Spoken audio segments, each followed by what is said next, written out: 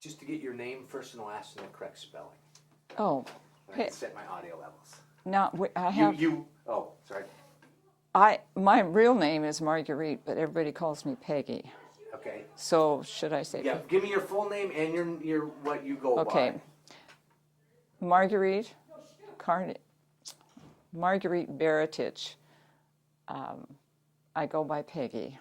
And how do you spell Baretich? Baretich is spelled Baretich.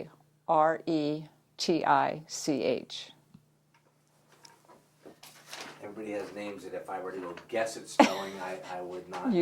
What was, yeah, just like that. Aunt Betty, that was it, right? Aunt Betty, what was her? Garvey, yeah. Well, you know, they come up with some real good names for this Baretich. I mean, it's not nice.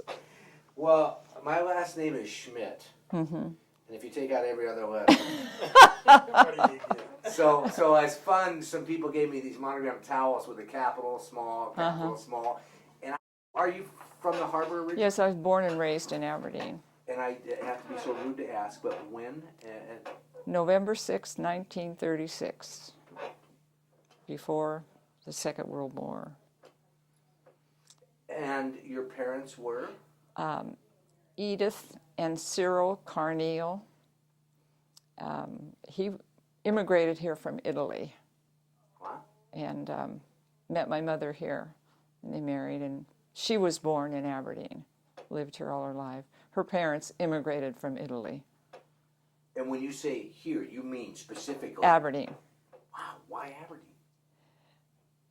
I don't know. My father came over with two of his brothers, and they went to work in Seattle in a steel mill. And he read where they were looking for loggers to work in the woods. So he decided to come to Aberdeen and look into it. Well, he ended up working at Aberdeen Plywood. And he worked there until the plywood burned. And then he went to work for Major Line Cabinet Works in Hoquiam. But why they wanted to get out of Italy because it was wartime and their parents didn't want them in the war. So they sent them over here. And it was a hard life when they first came. Yeah. Because you have a lot of people from Minnesota ended up out here. Oh, yes. A lot of people from, and I assume that with Aberdeen there's relation there, but Italy, doesn't seem, was there an Italian population? Yes, very much so. In the area where they lived on State Street, it was all Italians. And then if you go over 2 blocks to the left on First Street, all Polish people. Yugoslavians, a lot of them were in South Aberdeen, and a lot of them were in Aberdeen proper. And it was just a real tight-knit community. Everybody spoke Italian. The Polish people had their church that they went to, and we are members of St. Mary's Church and always have been, but they had a large Italian community here. The lodge they had at that time had about 300 members, and most of them were immigrants that came here looking for a better life. Where was the lodge at? Do you remember where the lodge was at? We used to meet at the old Moose Hall. Okay. And the kids, we got to go to the meetings, and when they had the meeting property, because afterwards they had a big feast, pasta and all that. But while the meeting was going on, the kids had to sit out in the hallway, and we tore up the hallway. One thing I'll have you do, even when Dan asks you a question. Not look at him. Yeah, go ahead. I know it seems weird. It's like sorry. But that's good, and I like the input because Dan has a more of a local. I have a little bit of a local connection here. My mom was from the other side of the river, what's fascinating because, as I said, I didn't realize the Italian. Did you grow up an Italian-speaking family then? Yeah, oh yes, my mother and dad spoke Italian all the time. I can understand Italian. I can say a few words, but they never stressed. They just thought we would pick it up, and we did. We could converse with them a little bit, but my dad learned how to talk English as soon as he got here. Living in Seattle and working up there, they learn fast. But I can remember him telling me when he came across the United States on the train from New York, because he was quarantined in Ellis Island for 2 weeks, and they gave him a banana to eat, and he didn't know what it was, so he ate the whole thing, the peel and all. You know, because he came from a small village in Italy, and they raised their own food, and, you know, he'd never been around things like that. Wow. See, that's interesting, because we take it for granted, Yeah. Everybody's got to know what a banana is. Well, I'm sure in those days, you know, they living on the farm where he was, they just ate what they grew in the farm, and he came from northern Italy, so. So, and you said his parents, with the war, decided. Well, I'm not sure if that is why, but I have a feeling, because he was 17 when he came here, so he was right at the age where he would have been drafted. And this First World War was raging at that time when he came over. And I think they encouraged them to come over here. Wow. Yeah, there was a lot of things going on during these wars that, Yes. that people didn't agree with. Yeah. And a lot of the people did come here because to get away from being conscripted, because you know, it was just like the draft. You had no choice. Right. And if you don't believe in it, that's probably one of the worst things in the world, is to have to be faced with, you know, doing this chore. So. When my father came here, he would with little money we had extra after he got paid, and we paid our bills and everything, he would send money back to Italy to help his family on the farm. Well, he found out years later when he went to visit them that they did not make any improvements on their farm. They bought property over there with it. And their property bordered the Aviano Air Base over there. And so they had about 600 acres. And they only started out with like 20 acres. But that's what they were doing with the money he was sending. Wow. Somebody knew what they were doing. Yeah. Do you, so as a child, you don't remember the Depression then? No, Yeah, but I've heard stories from my parents about how bad it was. I know there was a vacant lot across the street from where we were living, and all of the people in the area would dig that lot up and plant potatoes, and that whole lot was full of potatoes, so we ate a lot of gnocchi and boiled potatoes and fried potatoes and, you know, that. Because my mother, she went through the Depression, and believe me, they didn't throw anything away. In fact, when she passed away, going through some of the things in her house, she saved everything. We were amazed at the stuff she had. And it was all because during the Depression, they had nothing.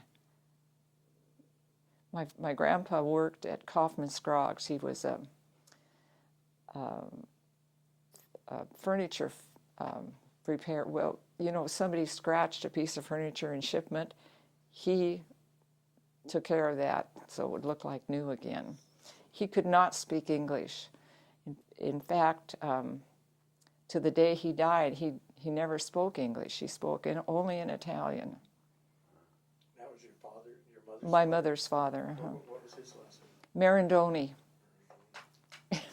Good Italian name. Yeah. What are your recollections of wartime from? The Second World War.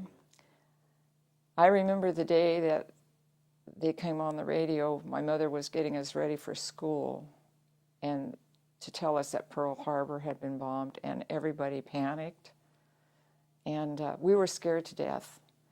At the end of State Street, they had I don't know what you call it, a bunch of soldiers down there in tents. And then every night we had to black out our windows, and they had air raid wardens walking around at night, and it was scary. It really was. They didn't have the news coverage in those days like they do now, so you got the news maybe a week after something happened over there, but it was scary. Because you were, what, about 5, 6 years old? 6 years old. 6 years old. It's amazing that that stays in your memory. So was it, as a child, was it a reality, or? There was a fear there. We knew that everybody in the family and all our friends were afraid of something, and we didn't really know what was going to happen, and it bothered us. But when you're that age, you listen to your parents and their friends talking about it, and you get, it scares you a little bit, but then you go off and play and forget about it. But the memory comes back when you want something and you can't have it because it's rationed. And everybody was, saving things for the war. We were buying war bonds if we could afford them, and, helping the government with money. And I can remember one situation, I was babysitting. I was a little bit older, and this little boy had an allergy to food, and the only thing he could really eat is bananas. And I was babysitting him one day. His mother went to town, and we used to save our stamps. We got stamps, food stamps, and everybody would save them, and they'd buy bananas, and they'd give them to her for her boy. And she came home from town the day the war ended, and because her husband was in the military, and she grabbed the little boy and started crying and yelling, "The war's over! The war's over!" It was so emotional. Everybody was excited, but it took a long time after that day for everything to settle down again. Of course, I don't think once you've been through something like that, you never forget, and it really makes you appreciate what you have. And we didn't have a lot, but we were close, and we were happy most of the time. The war scared us, but the war was far away. They told us not to worry about it. And was that your parents? Yes. Would say, yeah. It's far away. It won't hurt you, because the minute you hear that, you think, oh, they're going to come and hurt us. And it'll be okay. It's far away. It's far away. But all of our friends, their sons were going off to war. I can remember going to the train station with my mother when this really good friend of hers, Yugoslavian lady, her son was going into the Marines, and all these soldiers were lined up at the train station here in Aberdeen, and everybody was crying, and they were taking off and going to wherever they were going to be sent, and very emotional. The mothers, worried. Everybody was, did you hear from so-and-so? The only way they could communicate was through letters, and that was all, just like in any war, it has to go through APO and, that. Censored. Yeah. It was a day. So your dad would have been too old at this? Yeah, he was not eligible because by then there were 3 of us in the family. I was the middle. So he had already had a family and was the sole support of the family, so they didn't. And I forgot, at home, I have his citizenship paper, but I don't remember exactly what day right now that he received his citizenship, because the minute he got here, he started applying. That's one thing that he did insist on us, that when we were old enough to register to vote, that was very important to him. Wow. It would have been interesting to hear his perspective, because he had left the country and been so close to war. Right. To come over here to safe, and yet it's away, but still. Yes. I'm sure in talking amongst themselves, they talked about the reality of war and what could happen, but they never said that directly to us. They just kept telling us, oh, it's far away, you'll be okay. Protect the kids. Yeah. Let them have a childhood. Right. Do you know if there was any prejudice that here you have some Italian communities and Polish communities and... No, I don't I never experienced that, and I never heard my parents talk about that. Everything was just, everybody was over here for the same reason, to have a family and live in a free country. And I don't remember them ever saying anything about being prejudiced about one nationality or the other. I don't ever recall that either. No. Here, even, and there's a little bit of age difference between us. I grew up on the West End and dated a girl that was Croatian over here. And, Teresa. yeah. Yeah. She's one of my best friends. Now we get to And everybody was like you said, it was like one big family. Right. If you happen to be at your friend's house doing something that was dinner time, call your mom and tell you, Yeah. It was just everybody watched out for everybody. Well, I mean, you remember Al Eklund, he was a coach here in town. His mom was over at our house all the time, and they were strictly Norwegian, and everybody just visited. And Was there any Japanese community down here? Not a large Japanese no, community. yeah, not a large community of Japanese people, but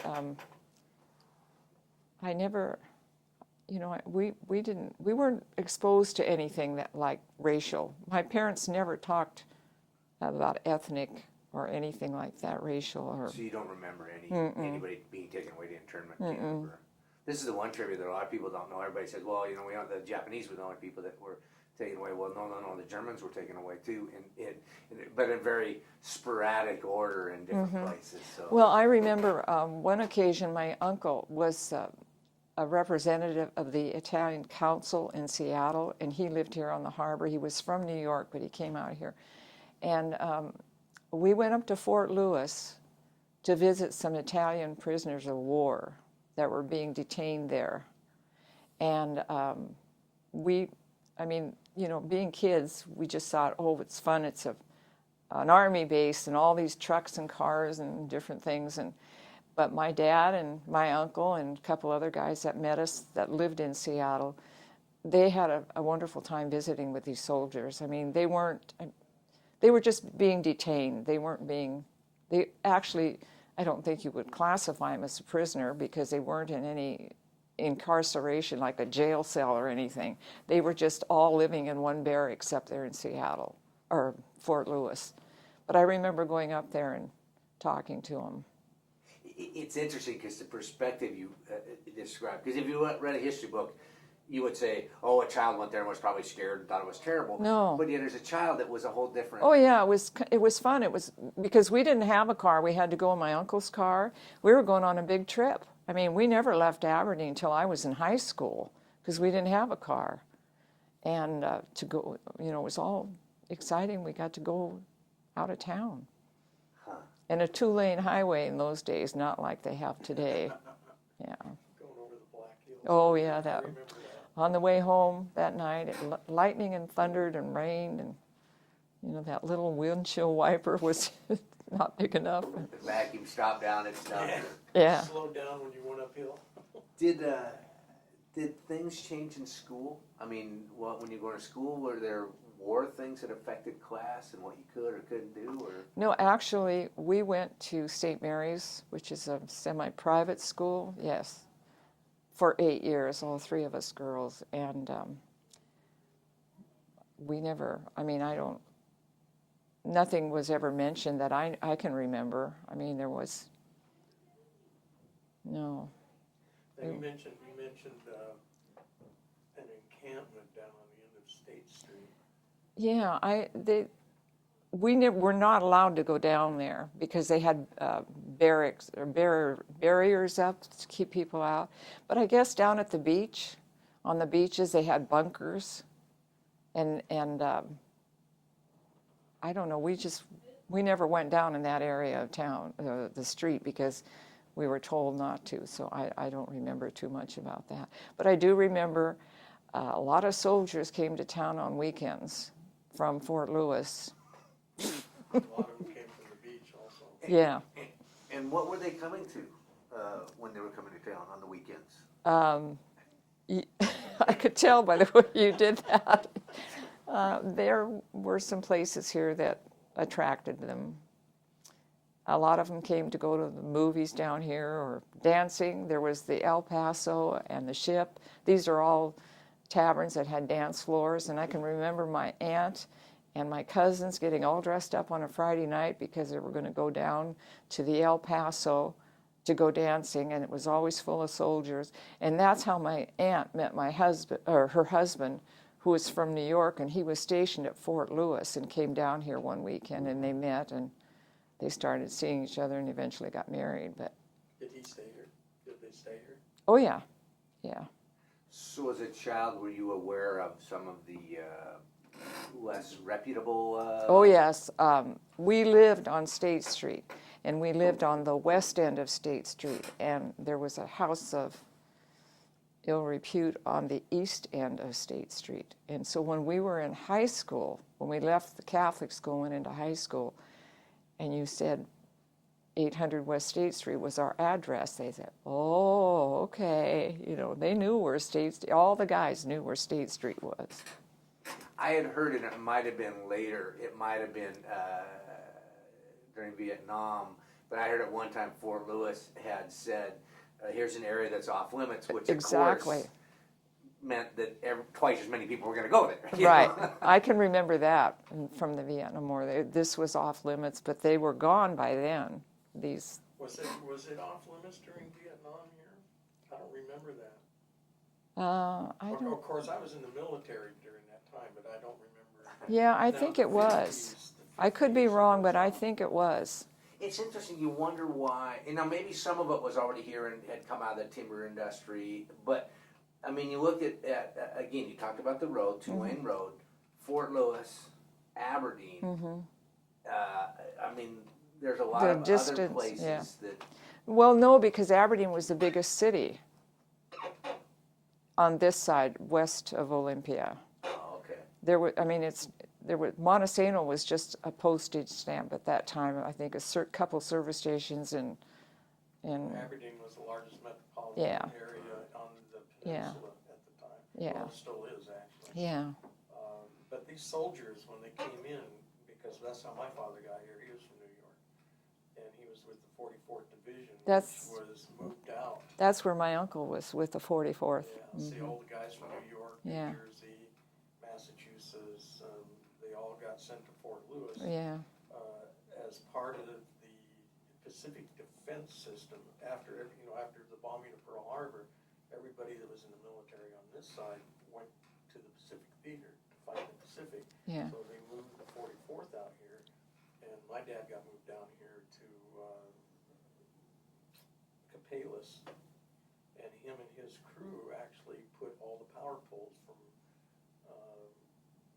Point Grenville, which had a station, a radar Coast Guard station there, all the way down to Browns Point.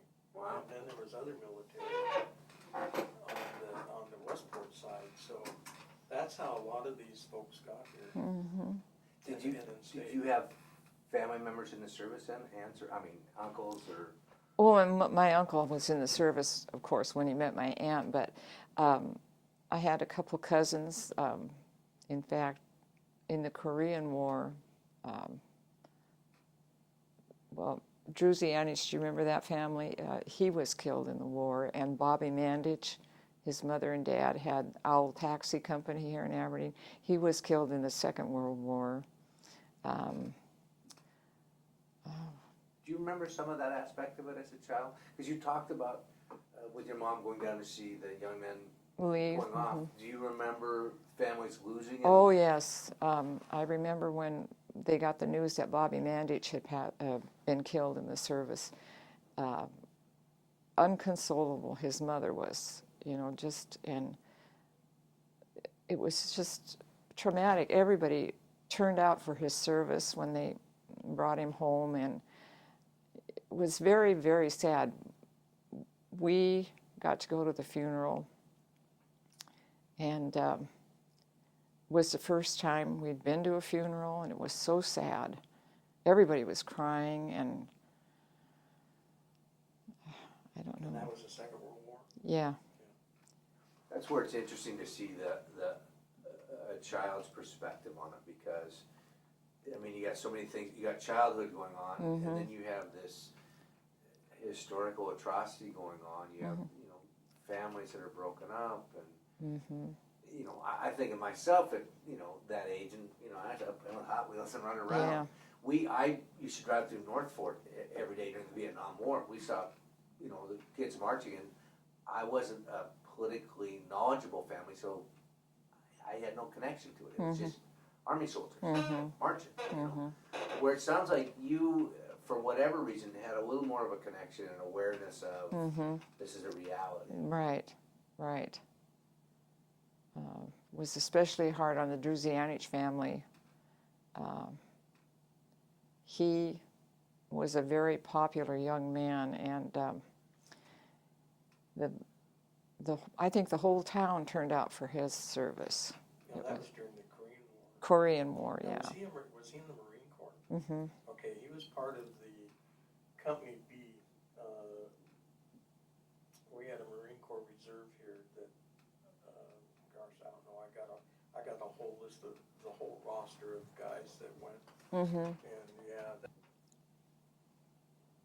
Oh, my brain just went to Bahamas there.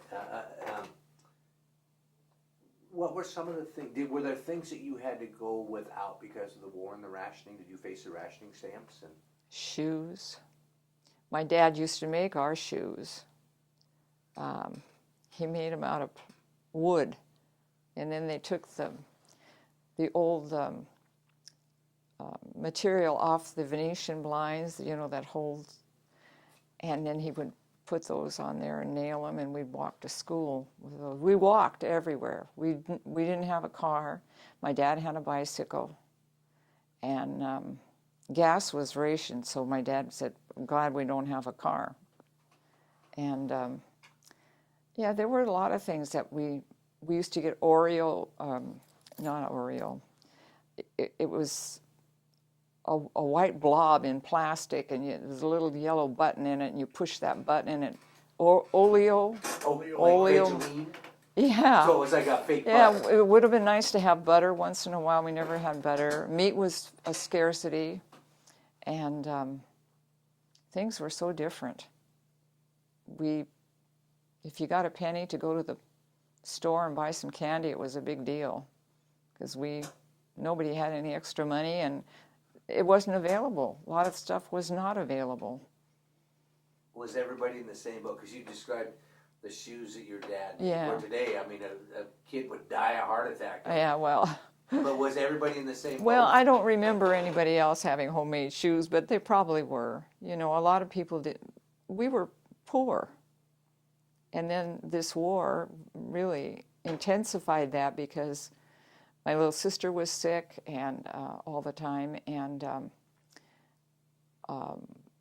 if you wanted to go downtown, we never went and had a hamburger. That was a big occasion, because there was one place where my dad did like to go and have a hamburger once in a while, but we couldn't afford it. And then, you know, you don't spend the money if you have it on something like that, because you need something a little bit more substantial than that, clothing or, you know, pay bills that you just didn't do. You did without a lot of things. My mother used to make everything. She'd make our clothes, she'd make homemade bread. Everything was home, you know, because nowadays you can go to the store and buy a cake. In those days you made the cake, because you don't have the stamps or the money to buy the sugar and the eggs for the batter for a cake.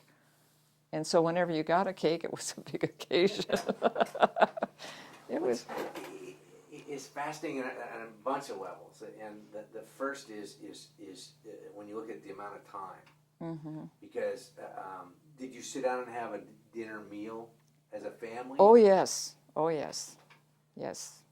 Breakfast with the family, and my dad did work shift work, so he wasn't there all the time. But and then we ate lunch at school, and then everybody was home for dinner, unless my dad was working a shift work. And yeah, everything. We went everywhere together. We never went anywhere without our families. even to a movie. That was a big thrill in those days, was go to the Bijou Theater and go to a movie and go to Johnny's little shop next door, and he had popcorn with fresh butter on it for 5 cents a bag. That was a real treat. And is the Bijou still around? No, it's now the VFW. It's now the VFW. Yeah. I know there's a couple of theaters still in town. It's fascinating because, again, the treat, the how special it was. Because you think of today, it's taken for granted. Yeah, because even describing your dad not buying the hamburger because one, saving, but also today just put it on the credit card or do whatever. So we never bought anything. They never had any outstanding bills. If they didn't have the money, we didn't have anything. Is that something they instilled in you as a child? Responsibility, financial responsibility? Oh, yes. In fact, there was a store around the corner from us called the Rome Grocery. And the Persinis owned that store, and they brought in a lot of supplies from Italy, came through Seattle. And my mom and dad would go over there, and they'd buy something special, like a jar of olive oil, real olive oil from Italy, or they'd buy the pasta from Italy. My mother usually made her own pasta, but it was a treat to get store-bought pasta at that time. And they had the olives that were dried and put in garlic and olive oil. That was a real treat for everybody in the family. So, yeah, we didn't spend money. We didn't charge anything. If you didn't have the money to pay for it, you didn't get it. And your dad, again, he worked the plywood plant. And then he was a cabinet maker after that. And your mother? She worked at St. Joseph Hospital in the kitchen. And she went to work after we were in school. And she was home when we got home from school. And like I say, he worked shift work, so he wasn't always there for dinner, but when he was not on shift, we were together as a family all the time. We didn't have TV, we listened to the radio. We didn't get a TV, I think, until we were in high school, and then we finally got a TV. But yeah, you didn't spend money in those days that you didn't have. What did kids do for fun? Oh, I can remember this. We went to visit the Palmich family one night, and they had 2 boys. And the one boy was a little bit older than we were, but the other one was the same age. And we were supposed to sit in the living room and listen to the radio while they played pinochle in the kitchen. And the boys hated us. They hated girls, And the girls, we sat one group on one side of the room, the other group on the other side, and we just listened to the radio and shot dirty looks at each other. We wouldn't even talk to each other. Just hilarious. They were a lot of fun, though. They were nice boys.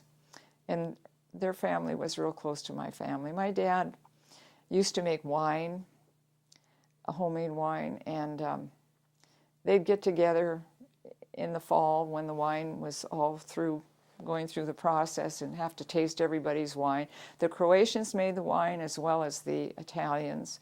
And I can remember my dad would make 200 gallons of wine. And all these guys would come over and they'd taste the wine and they'd get out the bocce balls and play bocce on the side. And, it was a fun time. And wherever the parents went, the kids went. So if you didn't like the kids that belonged to the parents that your parents were visiting, that was tough luck. And we were always told not to talk unless you're told, asked to speak up or give an opinion about something. Yeah, they were very strict. Was it a more innocent time, or is that, as we get older, we look back and idealize? It was a very innocent time because we didn't have all the distractions that they have now. It was just, we played out in the street. I can remember playing over at Greystone Cement Works. We were not supposed to go over there, but we'd go over there and play, you know, and we played, when it started to get dark, we'd play hide and seek and things like that. We were outside all the time when it wasn't raining.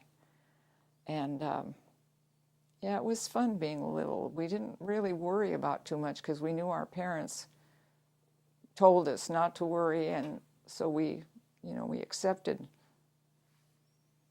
their opinion. But, you know, there were times that were scary. Do you remember the end of the war? Yes. I don't remember too much about how everybody came home. I know whenever a family, a son returned, it was a joyous occasion, of course, but I don't remember any of the particulars about how they got back here or how long it took them to return or what they were like when they came back. I don't remember that. But you can remember that. Oh, I remember having a lot of parades, you know, military parades down Heron Street. And I assume if it was a good Italian coming back, the wine. Oh yeah, that wine flowed. Well, I remember Joe Ptolemy. Do you remember Joe Ptolemy? He was injured over there, I think, was it France? And boy, when he came home, there was a big celebration. But he was gone for a long time after the war because he was in the hospital. He was injured. But I can remember his mom and dad talking about it and, you know, waiting and wondering how much longer it'd be before he came home. And just hearing your parents talk about things like that. But then the next minute you go off and play and you kind of forget about it. It's just, well, kind of an innocence, I think. Did your dad talk politics in the house? Oh, yeah. And can you remember his attitude towards things? Well, he's a working man. And he believed in the unions. He believed that every man should be treated equally. And he had a very definite opinion about certain politicians. And when we were old enough to vote, this is way after the war and everything, he'd say, okay, you go down there and this is how you vote. And then my mother would say, you're not going to tell me how to vote. They'd argue back and forth. You're not going to tell me this is who you vote for. No, I'm voting for who I want to vote for. You're not going to tell me who to vote for. But he had he was a Democrat. And the most important thing to him, I think, was being able to vote, to have the opportunity to voice his opinion in that way. And he instilled that in us, but you know, politicians are politicians. Did your mom lean the same way, you think, and just like to challenge him, or did she? Oh, she challenged him, yeah. And then, you know, if her candidate won and his didn't, then they'd go back and forth for a few days about it, and then it was forgotten. What did he have an opinion about the war that you can remember hearing him say, or were you too young to really? I don't really remember what they said. I know they talked about it, but they never really talked in front of us about it, because my dad said, this is the best country to be in. He said, you don't worry about this country. Because coming from over there and being so close to a war. In fact, there's a couple war brides here in town that came over. They married servicemen while they were stationed over in Italy. And then they came here to live after. And one lady worked in an office in this town in Italy where she was from, and the Gestapo would come in there. And she said when they walked in, we would be scared to death. They didn't do anything to them. They just came in, looked around, checked things out, and then left again.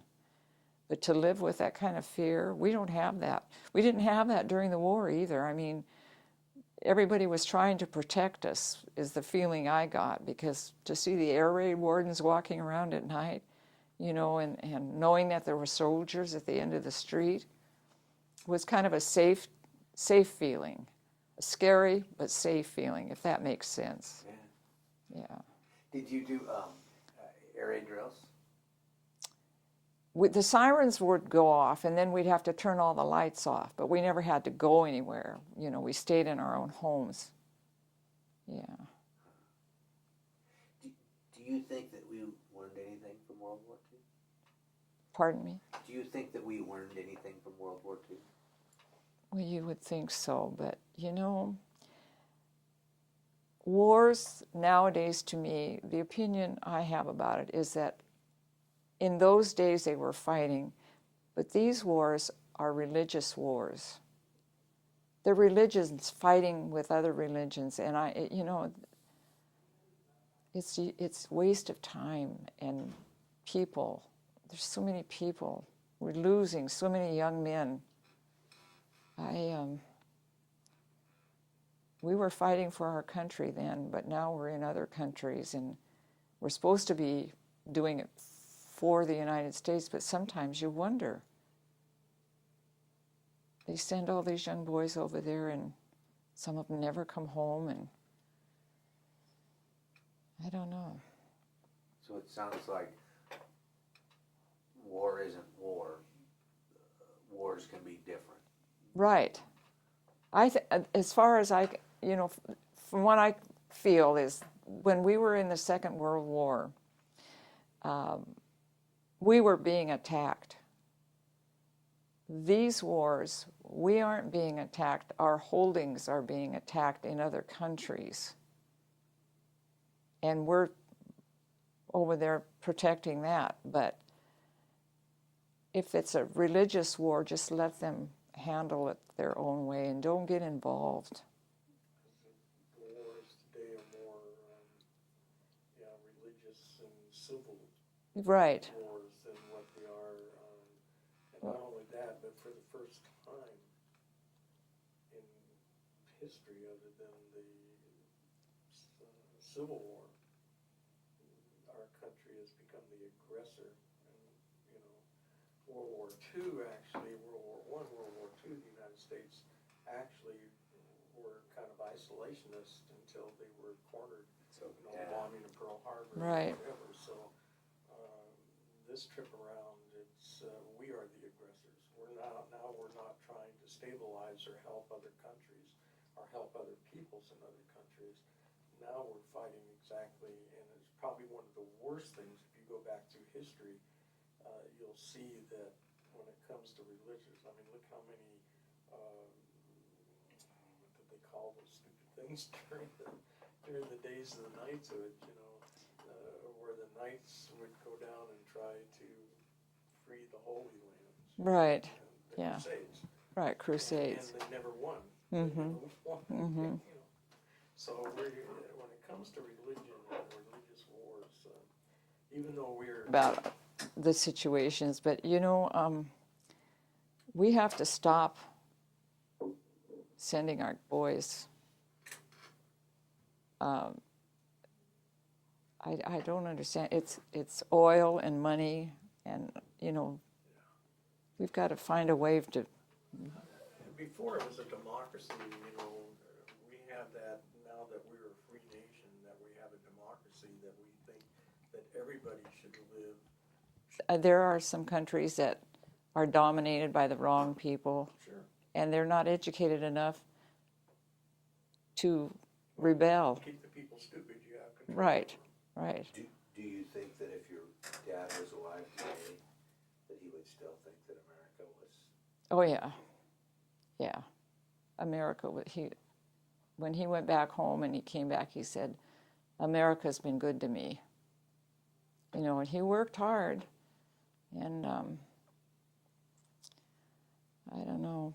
I think that's another really strange thing, you know, when you go downstairs and look at the 1914 splash. You pretty well,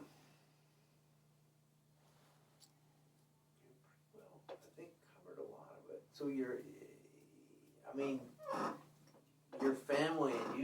kind of one of those amazing American stories. I mean, that you immigrate from Italy, come over and work hard and build a family and survive through the tough times. And when did your father pass away? In 1980. Oh, wow. He was 79 when he passed away, and my mother just passed away last August at 98. She would have been 99 this month.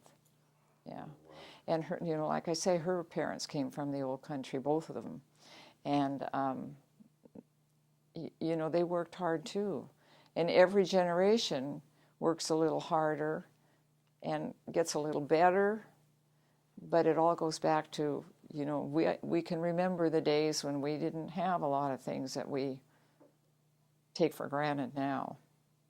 And I think that's builds a lot of character. And my dad was very proud to be an American. And like I say, when he went back and he came back to the United States, he said, America's been good to me. So he was happy he made the move, but I would have been scared to death at his age to come to a foreign country and not really know anybody, and just. And he was about 17. Yeah. When you think and how different the world. I mean, for us, if we were to go to Italy, that's a 12-hour, 14-hour plane ride or something Right. like that. Well, for him, Oh, yeah. not only. Well, and he had to go he lived 50 miles outside of Venice, up toward the Dolomite Mountains, at the base of the mountains. They had to go over to Naples to get on the boat, which is clear across Italy. They got on the boat, they were on the boat for 2 weeks, crossing the ocean. And he didn't go first class. And when they got to Ellis Island, they went through the customs and all the immigration stuff, and they quarantined them, the whole group. Somebody in the group had some, I don't know what it was, tuberculosis or something, and they were quarantined for 2 weeks before he could get on the train to cross the country. And it took him over a month to get here. Yeah, and then how long did it take by train? Yeah, a week and a half. Exactly. Exactly. And that's it, so it makes this big journey. Where today, if we were to go wherever and decide, well, we didn't like it, well, we Get on the plane and go go. back home. But here, You're stuck. Yeah. Well, thank you very much. Oh, well, I still got you tied down, so don't move yet. I got to get you. Oh, that's right.